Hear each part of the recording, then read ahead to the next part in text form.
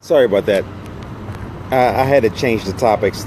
We were just talking about we were just talking about change. And while I was talking about change, the young lady walked by. This is funny, right? While I was talking about change, the young lady walked by, saw that I was doing a video. She didn't know whether or not I was FaceTiming, but nevertheless, you can see in my video that I'm doing something and I'm talking. What's up, Brittany? And all of a sudden, I don't know if you saw in the last video, she came by and wanted to have a conversation. She had a watch on her wrist, but asked me, what time is it? Let me give it to you again. I'm doing a video. It's obvious that I'm doing a video. All right. She saw that I'm doing a video. She sat right over there and heard me doing a video. But lo and behold, she came and asked me, with the watch on her wrist, what time is it? Because oftentimes, whenever you're busy, you'll always find people who's looking at you from afar, looking at you from a distance, that want to interrupt your regularly scheduled program. And you have to be careful and cognizant, because everybody when you look at it in the scheme of things, you'll find some people don't have anything to do, and whenever they're trying to do something, whenever something is not happening in their life, they want to come and disrupt whatever productivity or whatever was being produced in your life, the fruits of your labor. Whenever they have a tree, whenever their tree is not producing fruits, you know what they come to? They'll either spray weed or that grass stuff, weed stop on your tree, or they'll try to pluck the fruits from your tree. And you have to be careful. Everybody that has a question, and everybody that wants to have a conversation with you, and everybody that wants to act concerned, is not always there out of concern. They're not always there to help you. Most people will come in your midst and in your circle just to do one thing. Hey, they'll come in your circle just to do one thing: distract you. When you look in the scheme of things, a lot of people don't want you. A lot of people, 90% of you, 90% of the people that's in your circle, they don't want you to be better than them. They don't want you to get ahead of them. They don't want you to be more productive than them. And so what they do is that while the light is shining on you, they come and try to put a cloth over you to prevent the light from shining on you. It's a crazy thing. It's a dangerous thing. Nobody wants to see you shine like God wants to see you shine. And so while he's beaming the light, you'll always find those that will come around and distract you from moving forward. Such is the case when I always try to turn people's attention back to the Bible. Such is the case. What's up?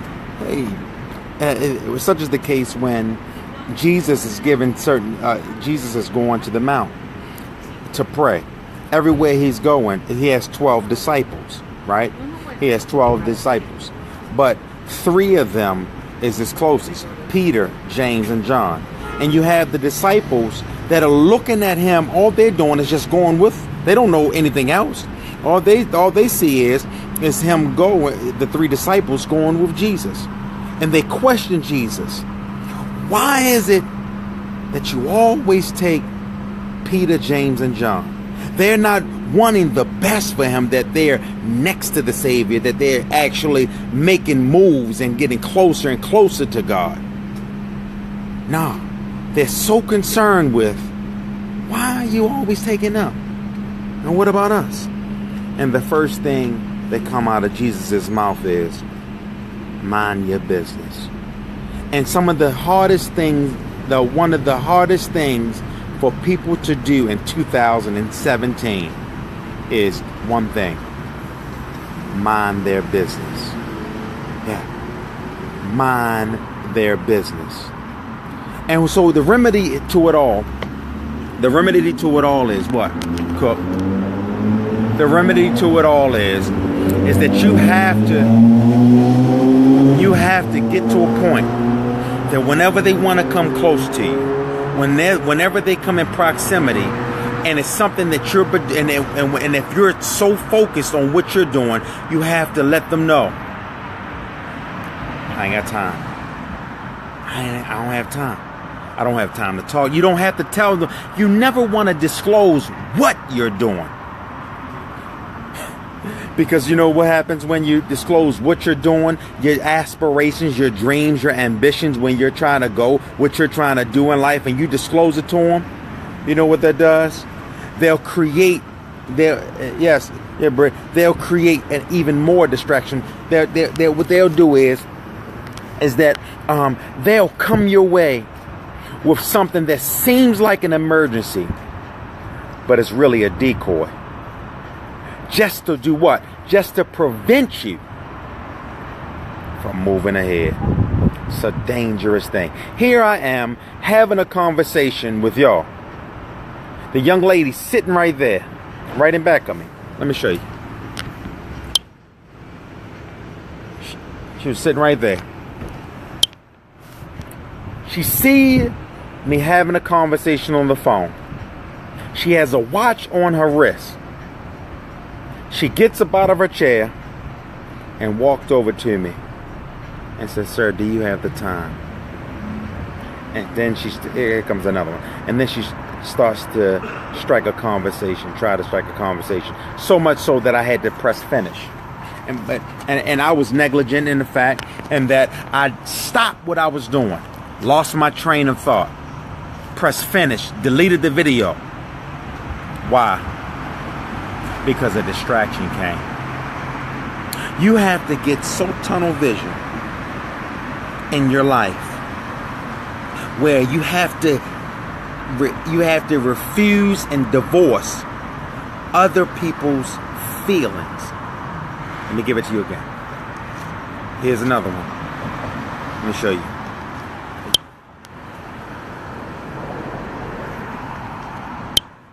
He came over. I'm talking to you. He stands right here at the trash can. And he just was ready to say something. And I just gave him the look. You have to get to a point where the energy that you have, sometimes you don't even have to speak, where the energy that you give off lets people know you're serious about where you're trying to go. The energy that you give off lets people know I don't have any time for distractions, any time for foolish strife, any time for foolishness. You have to get to a point, because oftentimes, you know, what happens is this, is that, you know, from children, we are taught how to feel. And depending on how, as if, you know, depending on how we grew up, most of us get our feelings from our mother, right? And our feelings or our ways from our mom, because a lot of us, you know, our mom, we cuddle with our mom, we love with our mom, and so we learn how to feel. We learn how to feel growing up, how our feelings or our growth really came from our mom. And so some of us are really sensitive to other people's feelings, right? As with that, growing up, our mother actually limited us. How did they limit us? How did they limit us, Cook? Because they showed us what our limits were or are. And so we've grown accustomed to be sensitive to others. And then what happens is our religion, because we're taught that God is love. And we're taught how to be the quote unquote right Christian, or the quote unquote right Muslim, or all of that amounts to being a good Samaritan.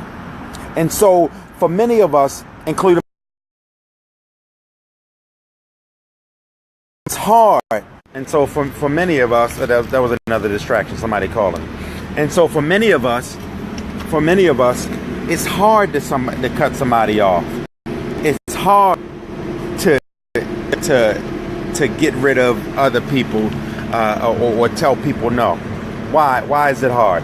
Because we grew up off of feelings, and our religion, which is our standards, which puts the limits on us, prevents us from telling people no.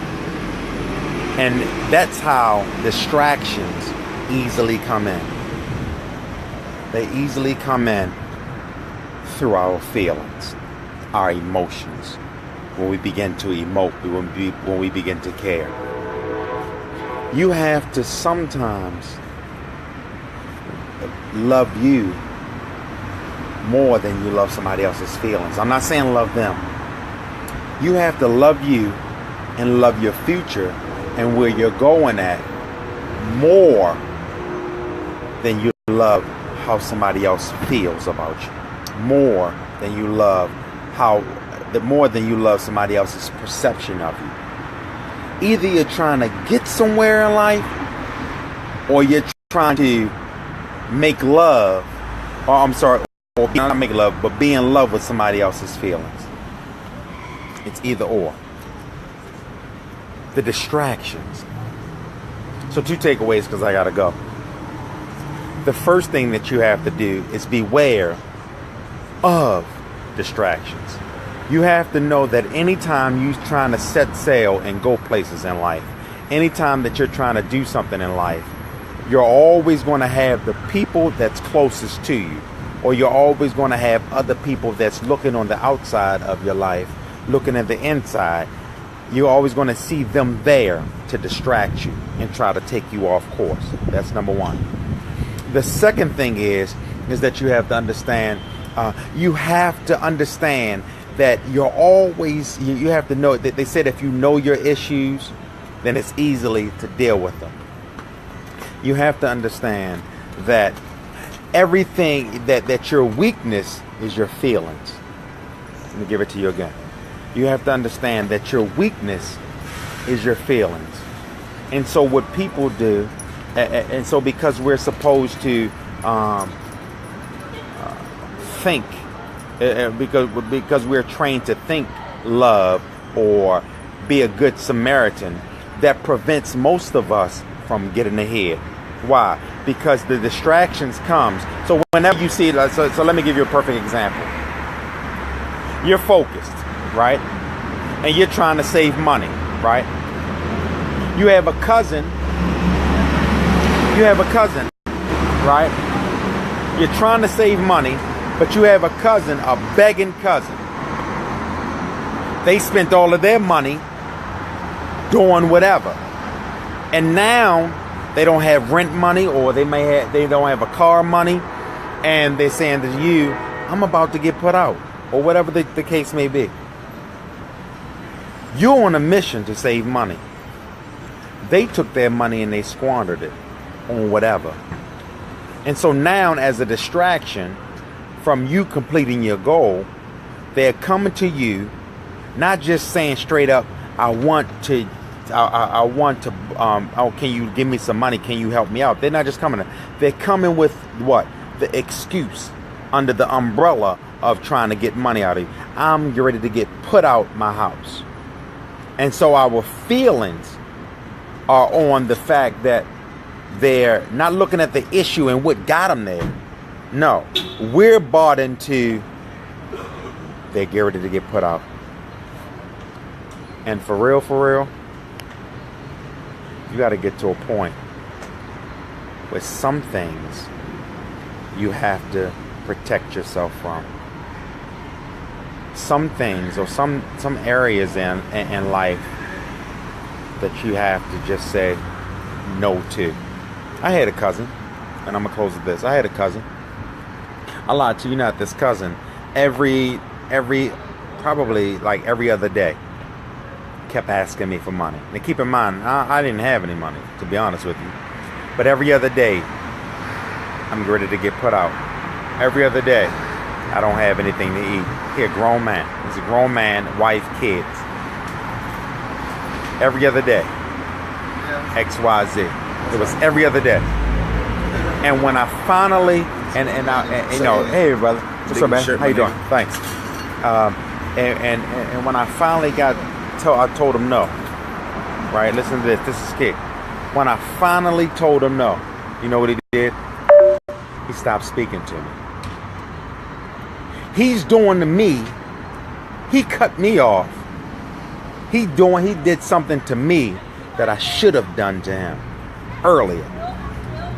Because when you can't accommodate, listen to this, when you can't accommodate their feelings, they'll cut you off. And then what does that do? That forces you to get back on task. But this wasted time. I can't stress it enough. I can't stress it enough. And you got to get this. Distractions. No, man.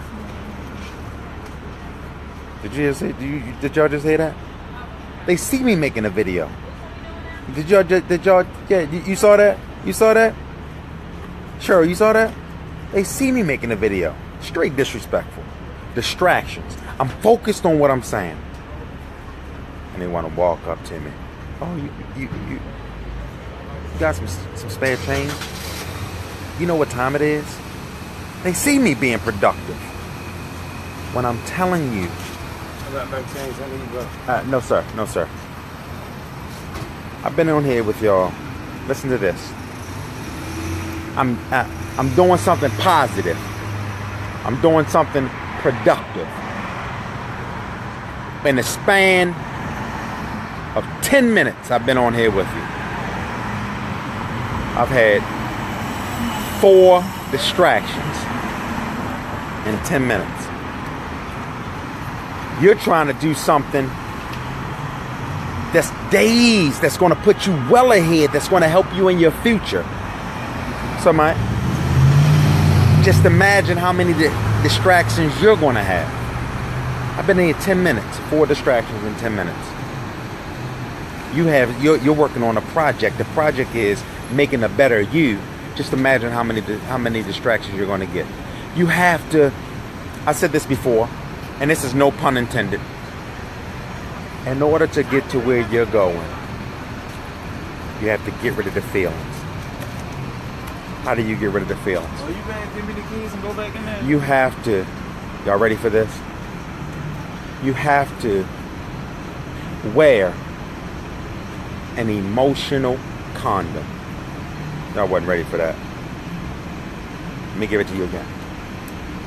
Sometimes you have to wear an emotional condom. Why is that? Because you have to beware of the STD. Well, what's the STDs, Cook? The spiritually transmitted diseases. Let me give it to you again. Whenever you're trying to get to your goals, whenever you're trying to get to your destination, whenever you're trying to become, forget about the goal, forget about the destination, about obtaining something tangible. Whenever you're just trying to become a better you, period, you have to wear an emotional condom. What is that? It's preventing you from spiritually transmitted diseases. What's the spiritually transmitted? People that's coming around you trying to put their depression on you. Spiritual. People that's coming around you trying to put their anxiety on you. Spiritual. People that's coming around you, they're going through something, they're at their worst, so they want to bring their pity party your way. That's spiritual, because the weapons of our warfare are not carnal, but they're spiritual. Always know that. People want to get on the inside of you. Why? Because if they get on the inside, the devil wants to get on the inside of you. Why? Because if he gets on the inside of you, then the spiritually transmitted disease transfers not just in your life, but it affects your kids, it affects your family, and it affects those that are around you or connected to you. So the devil wants to get inside of you through a distraction. And once he gets inside of you through the distraction, that's when your kids go crazy or acting silly. That's when the people at work, they want to act silly. That's when all of the bigger distractions come your way. All right, brother. You got to make it happen. You got to be cold on some things. Because understand this. No is a word. I read this article. They said the worst word, the most painful word, the worst word in the dictionary is the word no. Because it's bad on two fronts. It's painful on the person that's giving it because we want to give it with an explanation. And it's painful on the person that's receiving it because they can't handle the word no. And the word no ends friendships, family, and it creates a crisis. Distractions. I'm on the phone with y'all for 10 minutes. 4 of them came. You're trying to become a better you, and that's a lifetime commitment. So if I'm on the phone with you for 10 minutes, 4 distractions came. Actually 5 just now.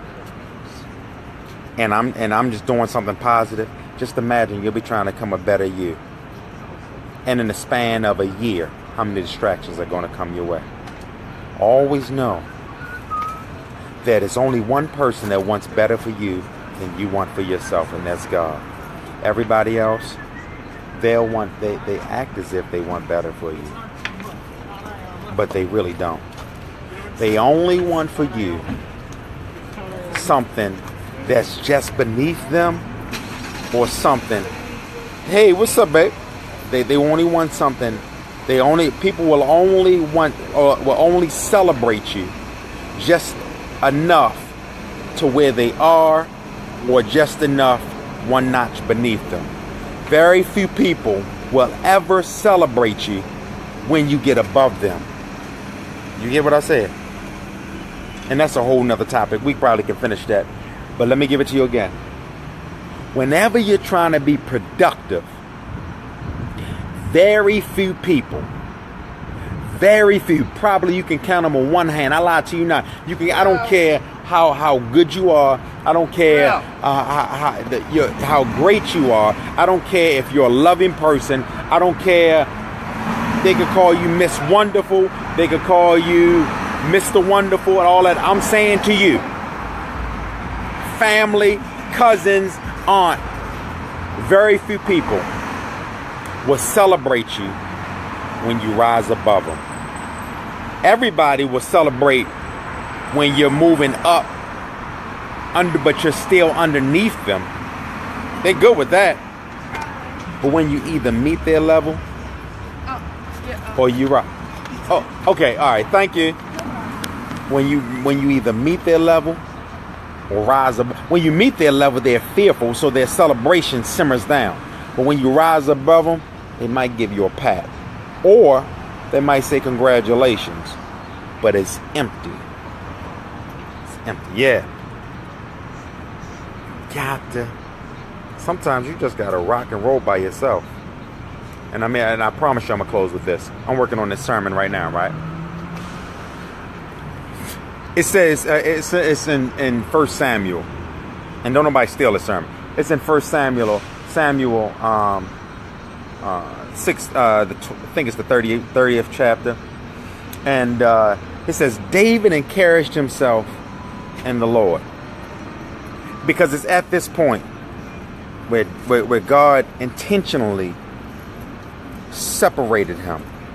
Because the people that was his support system, when stuff didn't go their way, they threatened to stone him.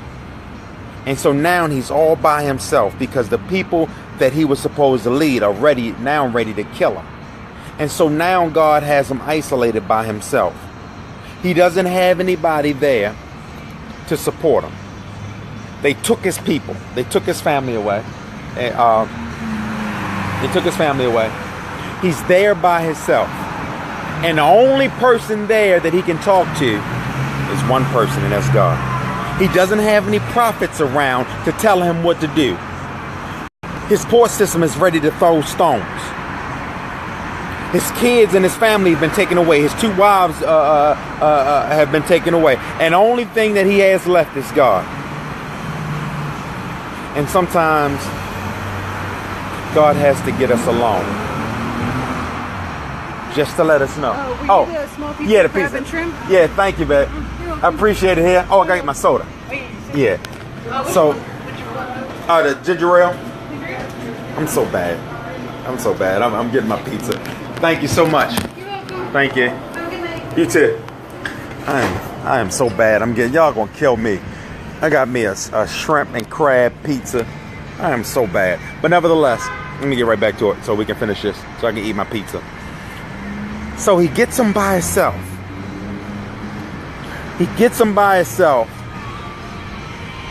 And he's in trouble. This is the kick. He has to let him know that I love you, baby. He has to let him know that he's by him. Hey, the only person that can help him through this is God. He's anointed in chapter 16. God anoints him to be king. He hasn't taken his kingship. He doesn't take his kingship until chapters later. He makes him a promise years before. Right, he makes him a promise years before. But now, God has to get him by himself. And it's his kid. He has to get him by himself to get rid of all of the distractions. You got to get it. Grab hold of this. He has to get him by himself to do one thing and one thing only. To get rid of all of the distractions. Because he doesn't have any distractions in his friends. He doesn't have any distractions in his family. There's no prophets around. He's by himself. They're threatening to kill him. And he had to get rid of all of the distractions. And sometimes God has to let you go down under. Why? To do 2 things. To get rid of, to keep people's feelings and how they feel about you from overtaking you and overwhelming you. That's number 1. Number 2 is God has to get you by yourself so that you know that when it's time to grind and when it's time to move forward, you have to have tunnel vision. And don't get so caught up into everybody else's opinions of you. Don't get so caught up into what's happening around you. Nah, you have to be focused on what's before you. He called you. He called him in chapter 16. It's at this time when he's ready to get killed. Right? He's in chapter 30. He has to get rid of all of the distractions. Why? Before he can take his throne, he has to know that it's only one person that has his back fully. And one person only. And that's God. No more distractions, baby. This is the longest I probably ever talked, but I had to get this out. So much more to you than what people say. Your greatness is never seen. It's always revealed. So stop trying to push your greatness on people. They're going to see it. They're going to see it. And when they see it, they're going to get jealous of it. And when they get jealous of it, you got to eat that. You got to eat it. Make you fat. Make your stomach big off of that. Because we need that. We love the hate. We love the jealousy. Why? Because it motivates us to go to another level. I love you. Father, we thank you. We glorify you. We're just praying for those that are on this video, that they would get rid of the distractions and focus on what's ahead. Maneuver their life, reduce their levels of stress, reduce their levels of anxiety, reduce their levels of being taken over by other people's opinions, and have them move forward. No more distractions. Give them power, peace, and understanding that you have their back 110%. Nobody else. Allow them to be solely dependent on you, because other people will fail them, but you will never fail us, and we thank you in advance. In Jesus' name, amen. Have an incredible evening. I'm ready to go eat my little pizza. Show y'all a teaser. Yikes!